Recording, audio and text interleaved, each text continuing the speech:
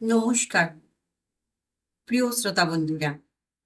এখন শুনছেন তিয়াশার গল্পের বৈঠক থেকে গল্প পাঠ। তিয়াশার গল্পের বৈঠকের আজকের নিবেদন ৩৫৪ আপ প্যাসেঞ্জার, লিখেছেন পরেশ দত্ত। শুরু করছি আজকের গল্প পাঠ ৩৫৪ আপ প্যাসেঞ্জার। রাত ২টোয় কুমড়োডাঙ্গা স্টেশন মাস্টারের ঘরে টেলিফোনের বেল বেজে উঠতেই ঝট করে ঘুম ভেঙে গেল ASM গড়াইবাবুর। ঘরে টিমটিম করছে কালিঝুল পড়া হেরিকেনের আলো। হ্যালো। টেলিফোনের রিসিভার তুলে সাড়া দিলেন গড়াইবাবু। ফোনের ওদিক থেকে সাড়া ভেসে এলো, ৩৫৪ আপ প্যাসেঞ্জার ছেড়ে দিয়েছি। ৩৫৪ আপ? রিসিভার রেখে দিয়ে চমকে উঠলেন গড়াইবাবু। ৩৫৪ আপ তো সেই শেষ রাতে অ্যাক্সিডেন্ট করেছে মাইল দশেক পেছনের কদমপুরা স্টেশনের কাছে। স্টেশনের ডিস্ট্যান্স সিগন্যালের কাছে দাঁড়িয়ে থাকার সময় পিছন থেকে একটা এক্সপ্রেস ট্রেন ঘন কুয়াশার মধ্যে দেখতে না পেয়ে ধাক্কা মেরেছে। খবর এসেছে ৩৫৪ আপের পেছনে ৩-৪টে বগি দেশলাইয়ের বাক্সের মতো একটার পিছনে আর একটা বেমালুম সেদিয়ে গেছে। কতজন যে ঘায়েল হয়েছে এখনো সঠিক জানা যায়নি। আপ ডাউন দুটো লাইনই ব্লক হয়ে থাকার জন্যে সারাদিন কোনো ট্রেন আর পাস করতে পারেনি। যাক, এতক্ষণে তাহলে লাইন ক্লিয়ার হয়ে গেছে। স্বস্তির নিঃশ্বাস ফেললেন গড়াইবাবু। পৌষের মাঝের রাত, বাইরে হাড় কাঁপানো শীতের বাতাস বইছে। কুয়াশায় ভালো করে নজরও চলে না। স্টেশনের আলোগুলো টিমটিম করছে। গায়ে ওভারকোট, মাথায় টুপি চড়িয়ে দরজা খুলে সবুজ ফ্ল্যাগ হাতে নিয়ে বাইরে বেরিয়ে এলেন গড়াইবাবু। এই রামদিন! পয়েন্টসম্যানকে হাঁক দিয়ে ডাকলেন গড়াইবাবু। হুজুর! মাথায় পাগড়ি ঠিক করতে করতে বুকিং অফিসের পাশের ঘর থেকে বেরিয়ে এসে সেলাম ঠুকল রামদিন। আপ গাড়ি আসছে, জানালেন গড়াইবাবু। লাইন ক্লিয়ার হয়ে গেছে হুজুর? হ্যাঁ, পয়েন্ট ঠিক করে রাখো, গাড়ি পাস করাতে হবে। কিছুক্ষণের মধ্যে কুয়াশার আড়ালে অনেক দূরে ঘন ঘন হুইসেলের শব্দ পাওয়া গেল। অন্ধকার মাঠ থেকে গাড়ির গম গম ঝমঝম শব্দ কাছে আসতে লাগলো। গড়াইবাবু লক্ষ্য করলেন ট্রেনের হেডলাইট নেই। গড়াইবাবু ভাবলেন অ্যাক্সিডেন্টে গাড়ির অনেক কিছুই বিকল হয়ে গেছে। দেখতে দেখতে গাড়ি প্ল্যাটফর্মের ভিতর চলে এলো। ট্রেনের কোনো কামরাতেই আলো নেই। খুব ধীমে তালে প্ল্যাটফর্মে এসে দাঁড়ালো ট্রেন। গড়াইবাবু টর্চ মেরে দেখলেন প্রচন্ড শীতের রাতে গাড়ির সব কামরাতেই দরজা জানলা বন্ধ। ভেতরে কতজন যাত্রী আছে বাইরে থেকে তা বোঝা গেল না। থ্যাতলানো কামরাগুলো পিছনের স্টেশনেই কেটে রাখা হয়েছে। ঝট করে একটা কামরার দরজা খোলার শব্দ পেলেন গড়াইবাবু। সুটকেস হাতে খোঁড়াতে খোঁড়াতে নেমে এলেন এক বয়স্ক ভদ্রলোক। পরনে ধুতির উপর কালো ওভারকোট, পায়ে মোজা, মাথায় কমফর্টার জড়ানো। এটা কি কুমড়োডাঙ্গা স্টেশন? হ্যাঁ। কোথায় যাবেন আপনি? জিজ্ঞাসা করলেন গড়াইবাবু। পলাশডাঙ্গা গায়ে। এখান থেকে ৩ ক্রোশ। রাতে কোনো গাড়ি পাবেন না।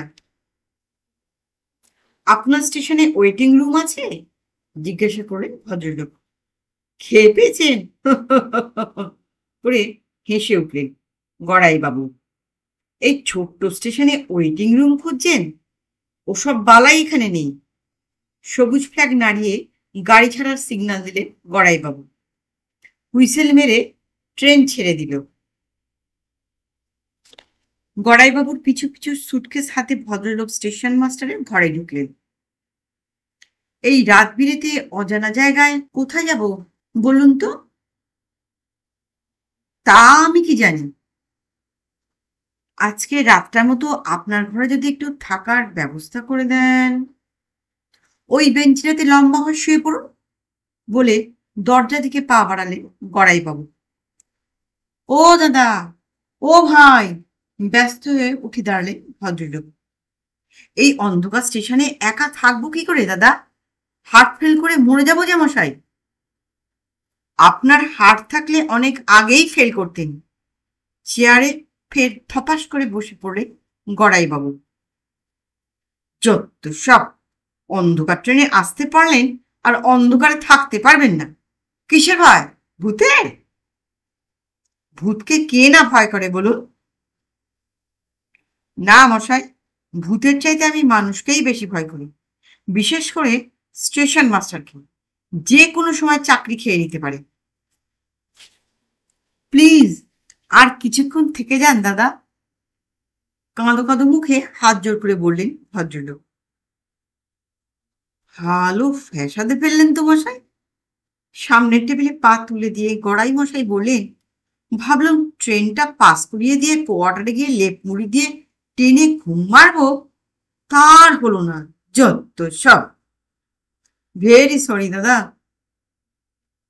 মশাইয়ের নাম? টেবিলে পা নাচাতে নাচাতে জিজ্ঞাসা করলেন গড়াই মশাই। মদনমোহন দস্তিদার।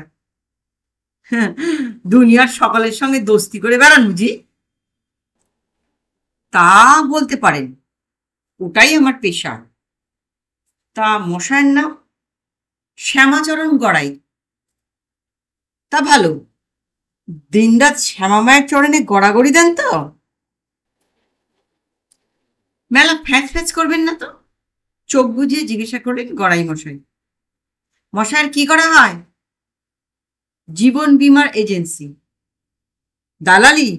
গড়াই মশাই অবাক হয়ে জিজ্ঞাসা করলেন। তা এই অজপাড়া গায়ে কে আপনার কাছে জীবন বীমা করাবে? একজন পয়সাওয়ালা জোরদারের খবর পেয়েছি, জানালেন দস্তিদার বাবু। আপনারও জীবন বীমা করে দিতে পারি। হুম, জীবনেরই ঠিক নেই, তার আবার বীমা? দাঁত খিচিয়ে গড়াইবাবু বললেন, মরণ বীমা করতে পারেন? মরণ বীমা? মরণ বীমা? হ্যাঁ মশাই, যাতে আর কোনোদিন জন্মাতেই না হয়।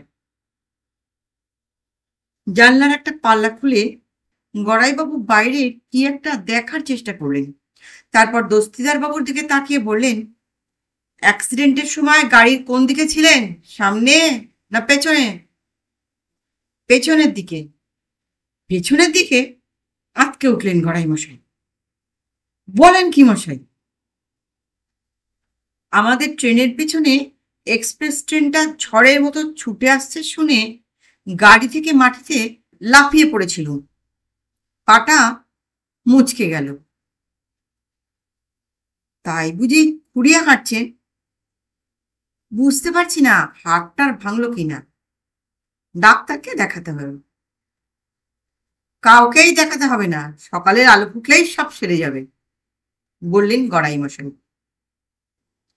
গড়াই মশাই কখনো বাজে কথা বলে না।